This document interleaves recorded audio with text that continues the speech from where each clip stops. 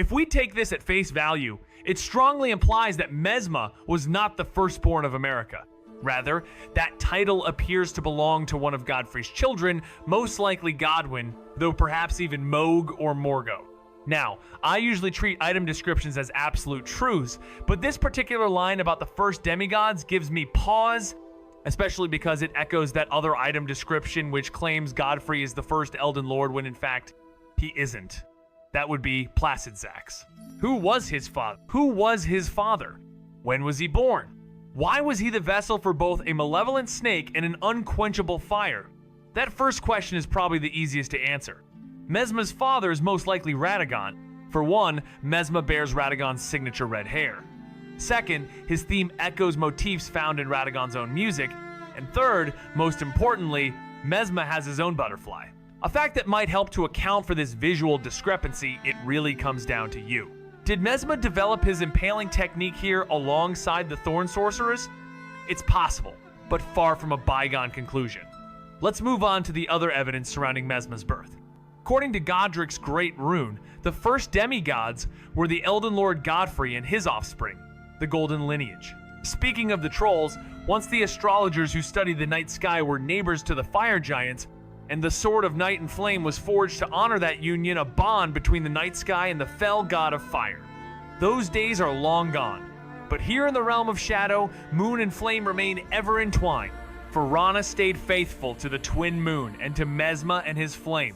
Her helmet's inscription claims she pursued him, which I believe speaks of her affection, much like her elder sister, who too was drawn to men with red hair.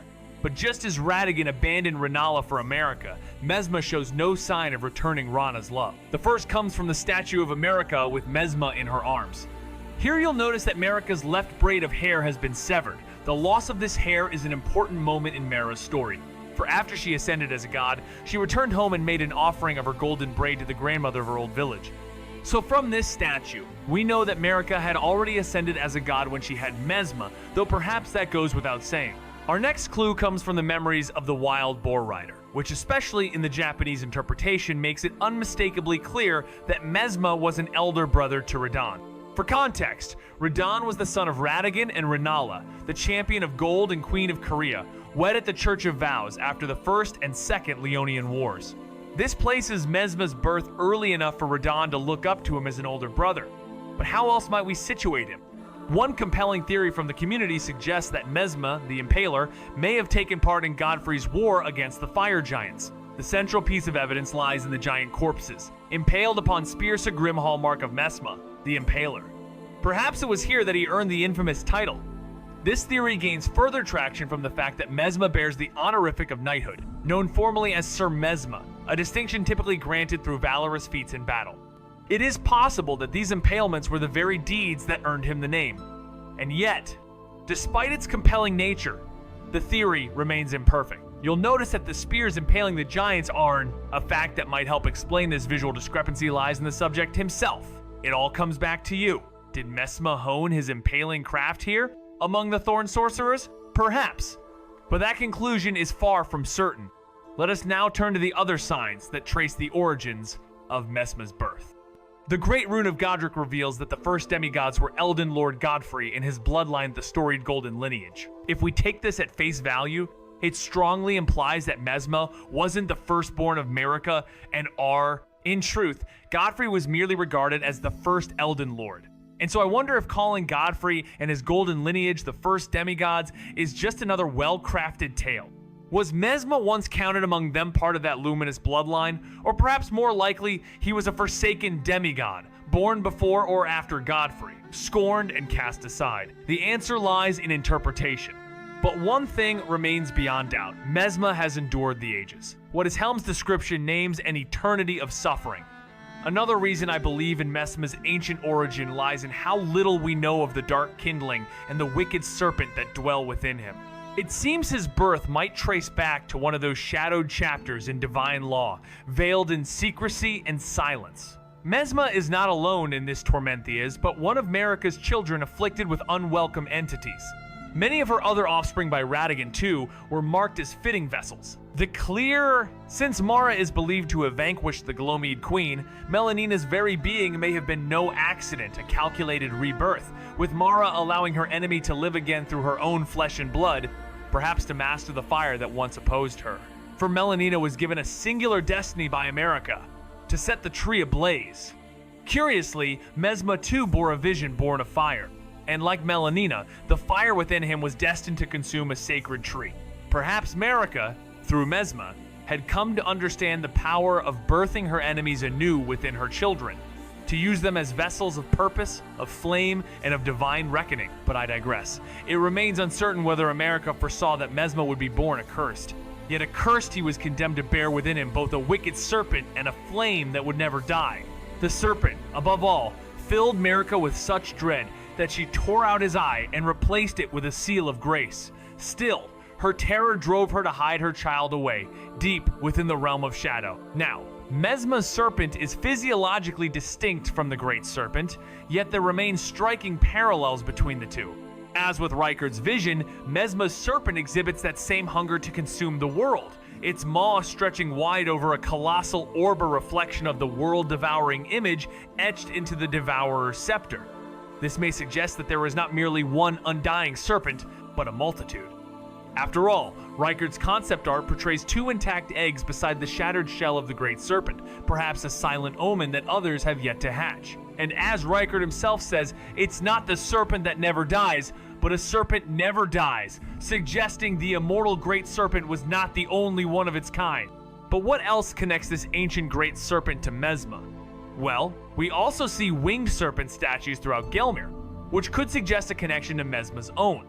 And upon the peak, we find snakes embellishing an ancient artifact of the giants, tying serpents to the fell god and his flame, which could conceivably be the same flame within Mesma, and that's a very interesting theory I want to discuss. As a reminder, the fell god is the entity that lurked within the fire giants, and sometimes even within fire itself. The giants' flame incantations of the fire monks, as you may remember, bear its fire has the power to consume the sacred tree, and so it was no surprise when Queen Marika's regime portrayed it as corrupt and grotesque. The One-Eyed Shield even claims that Queen Marika herself slew this malevolent deity, though that tale reeks of Golden Order propaganda. The fell god still lingers, possessing the final fire giant we face, its will smoldering within the minds of the fire monks, whose solemn duty is to tend to the flame of ruin.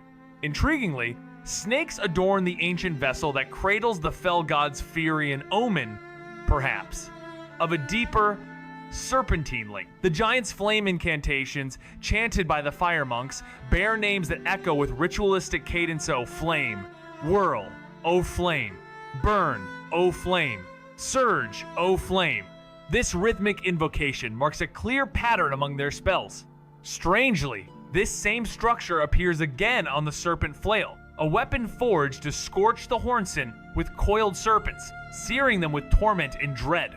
Though its description omits mention of the fell god, the weapon's skill bears the name Flare, O serpentine invocation that unmistakably resonates with the incantations of the fell god's fire. It's a master. This was a deliberate act of terror by Mesma, designed to emulate the visage of a god, the Hornsent, once feared manifested through these walking furnaces.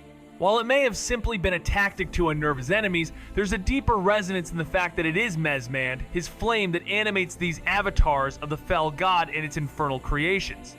I only wish we had more knowledge of the Hornsent sagas that tell of this fell god. The lore is maddeningly enticing. There's just enough to spark our theories, but never enough to anchor us to a single truth. But there's a captivating tale hinted at here of fell flame and serpent gods that may well have crossed paths with America and influenced the birth of Mesma. Yet, how that story unfolds is for your imagination to decide. For now, can we please get an Elden Ring 2 announcement already? But let's return to what we know with certainty. What we do know is that the serpents bore a dire reputation in the Age of the Tree. So much so that gladiators in the arena were clad in bronze snakes. The crowd took pleasure in watching those bronze effigies shattered and scarred. Whether their hatred had roots in truth or was merely a fiction spun by the will of the Order remains uncertain, yet it undeniably shaped the course of Mesma's life. His serpents could hardly be concealed. True, They are absent from the statue of him as an infant, but his helm speaks plainly. The winged serpents were ever by his sidewise companions, guardians who held the base serpent in check. Their role was vital, especially before America. In her, grace sealed the base serpent away. In this context, the word base signifies a lack of noble virtue, moral lowness, something despicable. It most likely alludes to the serpent's insatiable hunger, its endless urge to consume. This base serpent serves as a stark contrast to the winged serpents, which are gentle and benevolent by comparison. We catch only the briefest glimpse of the base serpent behind Mesma's Ayet's form, twisted, knotted, and uncannily reminiscent of the knot forged by Rykard's great serpent. And in that dark hollow, it's feeding on something. Mesma's kindling, a dark thing gnawed by a wicked serpent. We know a few things about this fire. First, it is ever burning, much like the giant's flame. Second, it has the power to consume even the ceiling tree. Third, it binds Mesma to melanina, who bears a similar bee. So, I wonder if there's a hidden tale unfolding here. The tale of a dark serpent that devoured Mesma's very essence, mirroring the great serpent that consumed Rykard and merged with his being. In truth, Mesma and the base serpent are a single, inseparable entity. If you examine the second phase of his boss battle, you'll see the serpent bears his greasy crimson hair and that same ravaged right eye. From this lens, the serpent did not liberate him from his flame. Instead, Mesma's fire would have twisted into serpentine form, marked with those abyssal black streaks from the serpent that had merged with him. Yet let it be known, this remains but conjecture. It is entirely plausible that Mesma was born already entwined with the twin serpents, born already bearing the abyssal serpent and his kindling flame. Absent the truth of his birth, we may never know for certain. In time, Mesma sought to share his serpentine fire with his knights, but alas, it found no vessel among them. I believe the wording is in, this act was driven by a desperate yearning to ease his solitude, yet the shambling dead brought no solace to the foresaw. This act was meant to soothe his solitude, yet the shambling dead brought no solace to the sorrowful man. Curiously, no law speaks of Marika dreading Mesma's fire. Rather, it speaks only of her terror of the wicked serpent. So profound was her fear that she tore out her own son's eye and replaced it with a seal of grace. And even then, her dread endured, driving her to hide her child away within the realm of shadow where none might find him. The seal of grace given to Mesma is a crystalline eye inscribed with Marika's own elder rune. It mirrors almost perfectly the sore seal borne by Marika herself, a symbol whose description bears heavy relevance to Mesma and his role in the realm of shadow. It reads, solemn duty weighs upon the one beholden, not unlike a knowing curse from which there is no deliverance. These sacred seals embody the eternal obligation placed upon those chosen by the gods. And indeed, this seal seems to hold sway over Mesma's will, for it is only upon its shattering that his true emotions are at last unveiled. Mother. In the realm of shadow, these artifices were wielded by the priests of the Erd Tree to masterfully stoke or subdue the fears of their followers. And as for these priests, they are no strangers to us. The flask of wondrous physic is hailed as a relic of these very same priests alchemists of divine essence, who brewed their miracles from crystal dew wept by the lesser trees. Marika herself delved into this sacred alchemy, and from her mastery arose the blessing of Maratha's supreme balm granted unto Mesma, whose soul burned with the cursed fire within.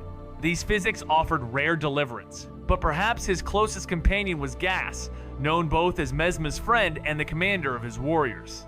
Like Mesma, Gas was an elder brother figure to Redden.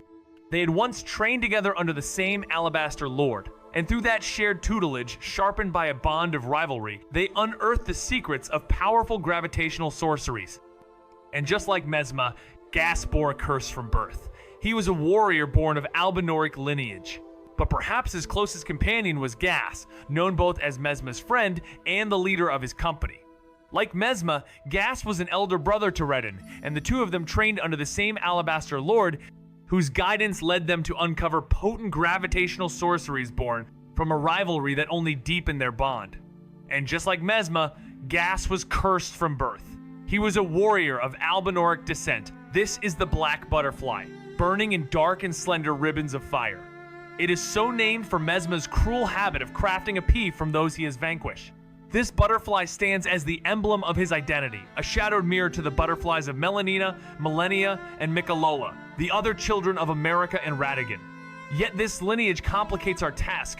Ordinarily, we can trace Marika's offspring along a clear timeline, anchored by her chosen consort. As he spoke, Mesma proclaimed, "Let thy curses, thy gaze, and thy sorrow fall upon me alone." Yet Mesma did not bear the weight of his disgrace and solitude. His Fire Knights, each born of noble bloodlines from the upper houses of Erd, faced exile and scorn after swearing fealty to him. Around their throats coiled twin golden serpents, emblems of order, yes, and oaths bound to the Ode Tree, but serpents nonetheless, reviled still. In casting their lot with Mesma, these proud lineages bore the shame of his name, their heirs now marked by allegiance to a figure their kin had surely hoped they would surpass. Yet only the Fire Knights truly understood Mesmehi's flames slithering like serpents, and the agonizing fate that clung to his form. Part of that torment was becoming a symbol of fear, never allowed to reveal the truth behind it. For there was purpose in Marika's command that he become such a symbol. She had a task for him, one from which she herself had to remain distant. A vile crusade, unfit for a queen, a purge stripped of grace and devoid of honor. It began with Mesma, son of America. Have you ever noticed how disinterested Mesma sounds in his lines? Those forsaken by the grace of gold shall all perish in the flames Mesma calls home. Some claim it's poor voice acting, but I don't believe that. From Software follows an exacting process for recording NPC dialogue. There's a fantastic interview on this, which I'll link in the description. Every line is recorded with Miyazaki himself supervising the session. So, if Mesma sounds weary or disinterested, it's intentional. And I believe that's because these words don't truly belong to him. So desperate is he to become a second impaler. Queen Marika, behold, I have excised another cancer to thy joy. Though the tarnished lack grace, it is clear now the true prey of this crusade were the Hornsent. For thou knowest, it was they who betrayed America and her kin in ages past. And thus, Mesma's army scorches them with his fire in return, branding their flesh with agony and fear. So desperate is he to become a second impaler. Queen Marika, behold, I have excised another cancer to thy joy. Though the tarnished, to prove her unwavering loyalty to the Ode Tree, R'hllana stepped into the arena alone. Once a sacred rite in honor of the Ode Tree, ritual combat was revived through her active devotion. Armed only with her thrusting shield, she stood unshaken, a solitary figure bound by purpose. Her resolve was undeniable. Rana would go on to shape the fate of the realm of Shadow quite literally, for in the town of Mor, the very earth has ruptured, swallowing buildings whole. To prove her unwavering loyalty to the Ode Tree, R'hllana stepped into the arena. Once a sacred rite and tribute to the ancient tree, ritual combat demanded devotion beyond words. Clad in her thrusting shield, she stood alone unyielding, solemn, resolute, and in that solitary battle, her faith rang louder than any hymn. Rana's legacy clearly echoes throughout the shadowed lands, literally. In the shattered town of Mor, even the earth has broken beneath the weight of what came after. The wolf was etched upon the shield of the wolf crest, a symbol of the moon's pride, indelible no matter how distant the lands they might traverse. Ymir was present as well. Once, he had guided Rana in the ways of sorcery and pledged his fealty to the moon, though in time he renounced it, dismissing it as the wolf was etched into their crest shield as a symbol of the moon's prid-unyielding, unforgettable, no matter how far from home they strayed. Ymir had stood among them once. He had taught Rana the arcane ways of the sorceress. The sculpted keepers were impaled and burned in an act witnesses later described as a funeral pyre for the tower itself, and the tower of Anar Alim was sealed away in shadow, sealed by a tree that is actually a scaled-down version of the Shardu tree. Just as Maraka and the Two Fingers have control over light, so too do they often wield shadow. And with shadowy thorns encasing Anar Elam, Hornsent culture was broken beyond repair. He finds no solace in her presence, and Rana, it seems, had foreseen this, pursuing him with the knowledge that not even the brilliance of the moon could offer him comfort. Mesma withdraws into the shadows, alone with the weight of betrayal and the cruel fate his mother left him to endure.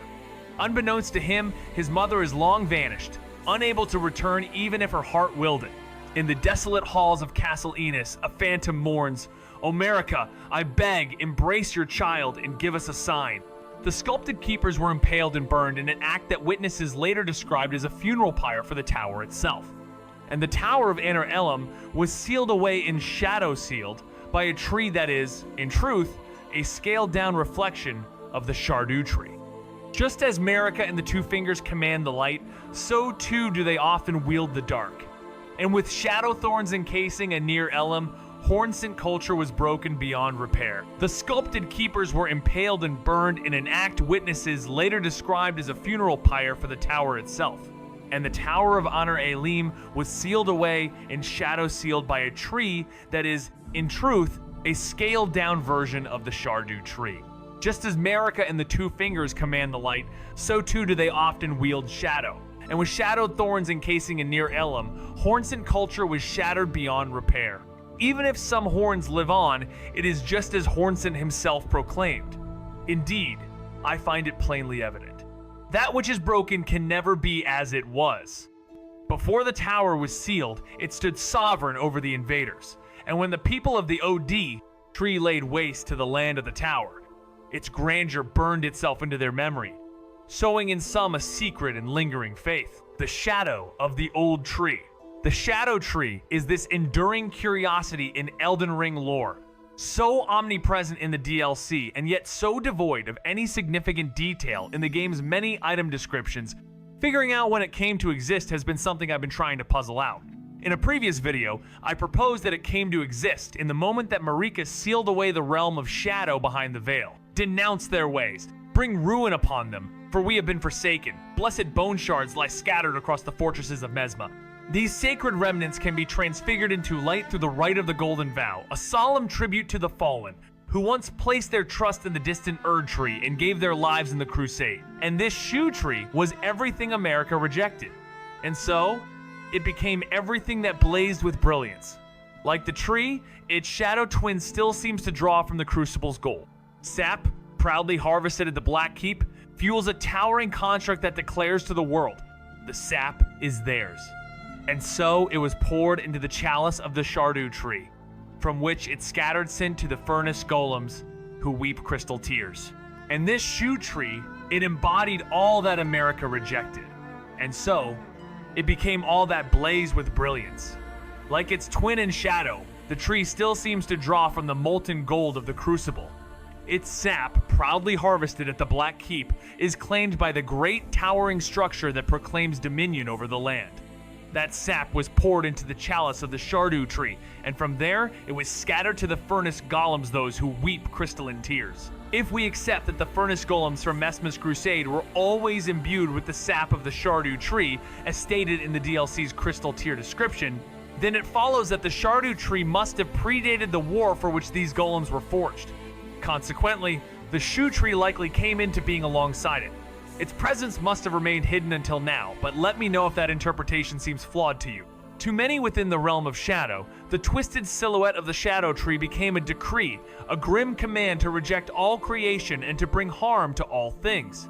So read the thorn Sorceria Swansea miracles of the faithful, now wielded by those who turned away from grace when devotion offered them only despair. Denounce their ways, do them harm, for we have been abandoned. Blessed bone shards lie scattered throughout Mesma's fortifications, fragments of the faithful, made sacred by the Golden Vow. With that right, they may yet be turned to light, in honor of those who trusted the distant Erd Tree and gave their lives to the crusade. Their bone fragments hold power, for they have been graced by the gold of the Shardu Tree. They serve as a living testament to the Shardu Tree's might. Merely standing in its presence carries weight. Take, for instance, the shadow sunflowers blooming only when turned toward the Shadow Tree, steeped in a holiness that mirrors the Shard Tree itself. To be cast beyond the Shard Tree's gaze is no mere exolite, is a damning judgment upon one's very soul. And one such instance lies in the ashes of Mesma's soldiers, whose remnants bore the mark of the ignoble penal battalion disgraced warriors buried far from the sacred Shardut tree site. This battalion, forged from shame, was likely made up of soldiers condemned to fight, either as punishment or in pursuit of redemption. Should it be the latter, then the indignity of a hidden grave only deepens the tragedy of their fate. Whether all of Mesma's troops belong to this dishonored unit or only these two remains uncertain, but I'm inclined to believe it was just them. Either way, It's striking that Mesma was willing to send the guilty into battle, especially if one believes he played a part in the war against the giants, an ordeal that, in its wake, also ensnared the sinful thorn sorcerers. The shard tree remains one of the few relics left of those dwelling in the realm of shadow. The armor worn by those soldiers, and by the Black Knights alike, bore the engraved emblem of the golden shardut tree upon their breastplates. It was a faint comfort for those condemned to fight in a war devoid of grace or honor. And yet, for some, even the shadow tree could not suffice. In a small cave on Shadow, Altus, a young Erd tree begins to sprout, secretly nurtured by the most skilled caretakers, the perfumers. Far away, another golden tree rises in the courtyard of Shadowkeep. These trees resemble minor or illusory trees, which, in the early age of the Erd tree, were believed not to exist, for the tree was thought perfect, eternal, and incapable of bearing seeds. Yet seeds there were, scattered across the lands when the Elden ring shattered, as though life itself knew its end had drawn near. And from these scattered seeds did the Erd tree avatars arise, emerging from minor trees with a solemn purpose, to defend the fading offspring of the withering divine tree. But this tree tended by the perfumers is smaller, which suggests it was planted more recent perhaps after they were brought into the realm of shadow. Gardening was never their purpose here. They came as part of a Crusadia purge steeped in violence, and they were not summoned to heal. Yet, near them, we find the incantation Heal from Afar, born of the Ode tree and discovered within this very realm. It speaks, even when far beyond, far out of sight, the Ode tree will surely give us its blessing. But this tree the perfumers tend is smaller, which suggests it was planted more recent perhaps after they were cast into the realm of shadow. They were not summoned here to garden. The crusade was no gentle calling, but a brutal purge, and the perfumers were not brought to mend what had been broken. And yet, near them, we find the incantation, Heal from Afar, a spell of the Ode tree discovered in the realm of shadow. Its scripture reads, even when far beyond, far out of sight, the Ode tree will surely give us its blessing. Indeed, it's rare to find a statue of America in this place that is not defaced. Literally, a phantom in the Shadowkeep gives voice to this wavering belief. No, such a thing is utterly inconceivable. We have not been abandoned. Mesma is the son of Queen Marika. Indeed, it's rare to find a statue of America in this place that is not defaced. A phantom within the halls of Shadowkeep lends its voice to this trembling belief. No, the thought is wholly inconceivable. We have not been forsaken. Mesma is the son of Queen Marika. Our next clue is drawn from the remembrance of the Wild Boar Rider, whose account, especially in the Japanese text, makes it abundantly clear that Mesma was an elder brother to Radahn. For context, Radahn was the son of Radagon and Rennala, the champion of gold and queen of Korea, united in vows after the Leonian Wars. Mesma then was born early enough that Radahn looked to him as an older brother. But what else can help us place him? One compelling idea comes from the community. The theory that Mesma the Impaler may have stood among the warriors during Godfrey's war against the Fire Giants. The Black Knights were the backbone of Mesma's army, bearing massive shields that stood as emblems of their unwavering conviction in the crusade. Unshakable and resolute, they would never yield, never question the righteousness of their cause. Yet such certainty was hollow, for the Black Knights scarcely grasped the true nature or vast peril of the impurity they faced. Thus, the Pearl Shield Talisman was forged to ward against all manners of non-physical harm, a desperate preparation for every threat known or not. A foul reek clung to their helms, steeped in horn-scent blood or worse, fouled by the rot of their own tainted souls, blackened by endless slaughter. Is it any wonder, then, that when the embers of battle dimmed, the Black Knights began to question the very purpose for which they bled? Their first commander was Andreas, a man of towering strength and born mastery over the Crucible's fire. In an old Japanese account, it is said that, like all who fought in that grim war, Andreas was exiled from the Ode tree. Yet, despite his unwavering devotion to Mesma, he turned away in rebellion after uncovering the serpentine truth behind his liege's nature. A curious shift, considering the winged serpent was the very emblem of Mesma's army. Surely, the serpentine aspect of Mesma was no secret. Was Andreas willfully blind? Or had he beheld some deeper, far more terrifying revelation? Perhaps he caught a glimpse of the abyssal serpent. We know this took place sometime after the divine beast hunt, thanks to the ashes of Andreas' son Hugh, who later joined his father in rebellion against Mesma. only to be rewarded with eternal imprisonment in an underground tomb. Mesma mourned the fall of a brother in arms. How dire must the serpent's legend have been to drive Mesma's most devout knights into treason. It wasn't the screams of the dying that turned them. It wasn't the horrors of the crusade itself. One of them still stands watch at the bridge to Roar, risking his life to guard an ancient ruin. Rain of Fire falls. This is Salsa, the sage disciple of the elder WGO we spoke of earlier. Salsa once asked, if we reduce this land to ash, a land with no grudge against us, no ill will, are we any better than barbarians? His disdain for barbarism never faltered, even as he razed more villages and scorched more land than any other. I suspect it was Salsa who persuaded Mesma to establish the specimen storehouse within the Black Keep, a place to preserve the culture of Hornsenden, a museum of sorts, carefully maintained by loyal Hornsent scholars. One of them still stands guard at the bridge to Roar, risking his life to protect a forgotten ruin beneath a rain of fire. That is Salsa the Sage, disciple of the elder WGO, whom we mentioned before. Salsa once asked, if we reduce this land to a Shah land against which we hold no grievance or ill will, are we any better than barbarians? And though he scorched more villages and razed more ground than any other, his disdain for barbarism never faltered. I suspect it was Salsa who persuaded Mesma to establish the specimen storehouse within the Black Keep, a sanctuary to preserve Hornsent culture, a kind of museum maintained by devoted Hornsent scholars, folk of burned body and soul, who tragically wielded the very coils of Mesma's fire once hurled by the rank and file of his own legion. Among them stood Hilda, the Fire Knight, a cherished companion of Salsa, who lent her voice to those pleading for the specimen's preservation. Thus, Hilda's ashes were enshrined here, fashioned into a charm to safeguard the storehouse. Even Mesma, within the dark halls of the Black Keep, allowed his compassion to flicker forth, dedicating a wing to the care of the Jar Saints, shamanic kin long tormented by the curse of the Hornsent. Though this sanctum now lies in ruin, it endures as a solemn echo of the Crusade's true cause. In ancient times, this land was home to the Highlanders' ferocious warriors, wielders of axes, who hunted bears and chased after glory. In our previous video, I delved into their bond with Horalu, their mightiest champion, who would one day forsake his Highlander heritage to ascend as Elden Lord Godfrey. It stands to reason that many of his kin followed in his footsteps, abandoning their ancestral ways.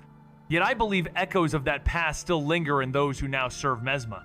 Though they bear spears in answer to the Impaler, I suspect there's far more to these soldiers than meets the eye. Like Godfrey, they favor axes. Like Godfrey, they specialize in charge attacks. And like Horu, they roar. And like Horalu, they can shake the earth itself with their stomp attacks. So, were these Highlanders drafted into Mesma's ranks after Godfrey became Elden Lord? Or did their culture simply evolve over time? Or am I completely wrong? Still, I feel fairly confident putting forth this theory, considering we never see the old Highlanders appear as an enemy type in the game. Like Godfrey, they favor axes. Like Godfrey, they charge into battle with relentless force. And like Horu, they unleash roars that echo through the mountain. Like Horalu, their stomps quake the very earth beneath them. So, were these Highlanders recruited into Mesma's army after Godfrey's ascension to Elden Lord, or did their ways simply evolve on their own? Or am I utterly mistaken? Still, I feel quite certain in proposing this theory, especially since we never encounter the old Highlanders as enemies in the game. So, I love the theory that they might have slipped into becoming something else in the Age of Godfrey, a people aligned with grace. Though later they would become divorced from it. To them, the grace of gold would be a distant memory. Mesma's Black Knights, too, seemed tied to the land that they would later forever occupy. According to Ashes, they had command over the powers of the Crucible, which flourished in this region. Create an image, 16:9 ratio. The shadow of the old tree looms vast across a scorched, ashen landscape in the realm of shadow. A colossal decaying tree, gnarled and ancient, blots out the dim sky, its roots sunk deep into cursed earth. Mesma, clad in blackened armor, scorched by his own eternal flame, stands solemnly before it. Coiled around, his arms are glowing winged serpents, while a darker, devouring serpent writhes at his feet. One eye burns crimson, sealed with Marika's rune, while the other gleams with abyssal power. Ash drifts like snow in the heavy air. Gothic dark fantasy, mist and embers aesthetic, chiaroscuro lighting. But what's curious is that this ritual is taking place within boats, literary boats that are an exact match for those piloted by the Tibia mariners, the oldest gravekeepers and boatsmen who can summon the dead. We've learned a little more about the mariners in the shadow of the tree. Interestingly, they are quite sorrowful beings. The TR stone is this contrivance they devised, and it creates a noise imitative of human presence where it lands, which was used by the gravekeepers to distract themselves from their longing for company. But the most important piece of lore for them isn't an item description. Helen's steeple is an incredibly intriguing relic, once dropped by a mariner in the base game. It's a great sword fashioned after the black spire of the Helenthy lampwood that leads the dead through the spirit world. For years, we've speculated about the true nature of the Helen, and now a new theory emerges. What if the Helen was once the Black Keep itself? As I learned from Quaig's video on the Shadowlands, Helen's serrated steeple bears a striking resemblance to the jagged towers of the Black Keep. This resemblance invites the possibility that the keep once served a different purpose, perhaps even as a sanctuary, before being overtaken by Mesma rather than constructed by him. Helen's steeple is a truly fascinating relic, once dropped by a mariner in the base game. This greatsword, inspired by the black steeple of the Helen, channels the lampwood that guides the spirits of the dead. For years, the true nature of the Helen has remained a mystery, but now a new theory emerges. What if the Helen was once the Black Keep? As revealed by Quaig in her exploration of the Shadowlands, Helen's serrated steeple closely resembles the jagged towers of the Black Keep. This resemblance raises a compelling question. Was the keep once something else entirely a place of reverence or transition only to be seized by Mesma, not constructed by him? While much of this remains circumstantial evidence and speculation, it's impossible to ignore the lingering echoes of older traditions. The Highlanders, the Helen, hereditary rights, the serpents in Famithi's fragments breathe life into the world of Elden Ring, grounding it with a sense of deep history that stretches far beyond the moments we witness in-game. And so, we arrive at one of the most cryptic revelations in the DLC, the shed serpent skin discovered near Bonnie Village. Why does From Software always leave us with some unfathomable serpent mystery at the end of their DLCs? I won't pretend to fully understand what's happening here just yet. Instead, I'll leave you with a few observations and let those guide your own conclusion. First, the serpent's shed skin lies near the statue that unveils the "Oh Mother" Emotean emote, later used to gain entrance to the shaman village hidden beyond the Black Keep. That this statue stands so. It is also worth noting that a godskin resides in the Church of Iglay, which might imply a deeper link to the Glowmide Queen. The godskins possess a serpentine nature, their bodies capable of stretching and twisting much like the man-serpents. According to the robe of the godskin noble, these nobles are among the oldest apostles, said to have assimilated an inhuman physiology, akin in some ways to the Crucible. Additionally, there is the spirit-calling snail, though named a snail. It is in truth a serpent, one that summons godskins to battle in the Spirit Caller cave. There is a notable convergence of elements here, yet certainty remains elusive. It's also worth noting that a godskin resides within the Church of Iglay, which may, in turn, imply a link to the Glowmide Queen. The godskins bear a serpentine nature, their bodies stretching and contorting in ways not unlike the dreaded man-serpent. According to the godskin noble robe, these nobles are the most ancient of apostles, said to have assimilated inhuman traits reminiscent of the Crucible itself. Even more intriguing is the spirit-calling snail revealed to be a serpent that conjures godskins during battle within the Spirit Caller cave. The threads of connection are numerous, yet certainty remains elusive. If you have your own vision of how this story unfolds, share it in the comments. I'll pin my favorite take at the top so everyone can read it. Thanks for joining me, and I'll see you in the next one.